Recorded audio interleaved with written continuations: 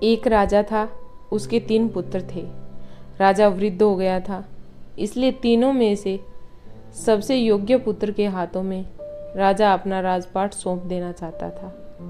एक दिन उसने तीनों राजकुमारों की योग्यता की परीक्षा लेने के लिए उन्हें अपने पास बुलाया और उन्हें एक एक बीज देकर कहा, मैं चाहता हूँ कि तुम तीनों इन बीजों को एक एक गमले में लगाओ और 1 वर्ष तक उसकी अच्छी तरह देखरेख करो।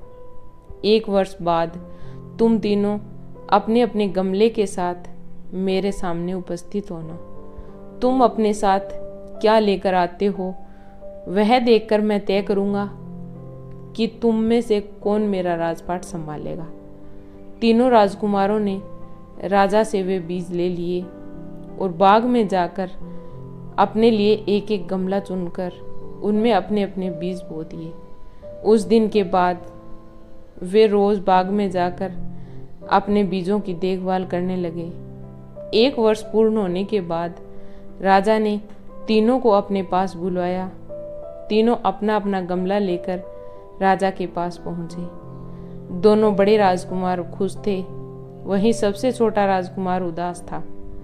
राजा के कहने पर दोनों बड़े राजकुमारों ने बड़े गर्व से अपने द्वारा बड़े किए हुए पौधे राजा को दिखाए, किंतु छोटे राजकुमार ने खाली गमला राजा के सामने रख दिया और बोला, पिताश्री, मैंने पूरे वर्ष बीज को पानी दिया, इसकी अच्छी तरीके से देखभाल की, किंतु यह अंकुरित ही नहीं हुआ।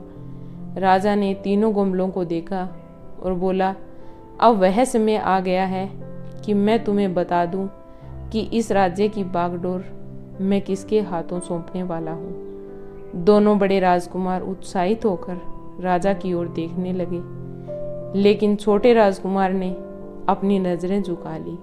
उसे पता था कि खाली गमला देख राजा उसे अपना उत्तराधिकारी नहीं बनाएगा।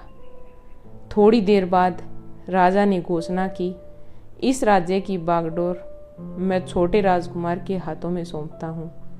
यह सुन दोनों बड़े राजकुमार बोले, पिताश्री, आप ऐसा कैसे कर सकते हैं? हम आपके द्वारा दिए बीज से उत्पन्न पौधों के साथ उपस्थित हुए और छोटे राजकुमार का गमला खाली है, फिर भी आपने हमें न चुनकर उसे अपना उत्तराधिकारी चुन लिया। ये तो अन्याय है। राजा मुस्कुराते हुए बोला, पुत्रों, 1 वर्ष पूर्व जब मैंने तुम तीनों को बीज दिए थे, तब मैंने तुम्हें ये नहीं बताया था कि वे बीज उबले हुए हैं। उन बीजों से पौधों का उगना तो संभव ही नहीं था। तुम दोनों ने असंभव को कैसे संभव कर दिखाया, ये मुझे बताने की आवश्यकता नहीं है। तुम्हारे लाए गमलों में जो पौधे हैं वे असल में उस बीज के हैं ही नहीं जो मैंने तुम्हें दिए थे। तुम दोनों झूठे हो। छोटा राजकुमार सच्चा और ईमानदार है, इसलिए मेरा उत्तराधिकारी बनने के योग्य है।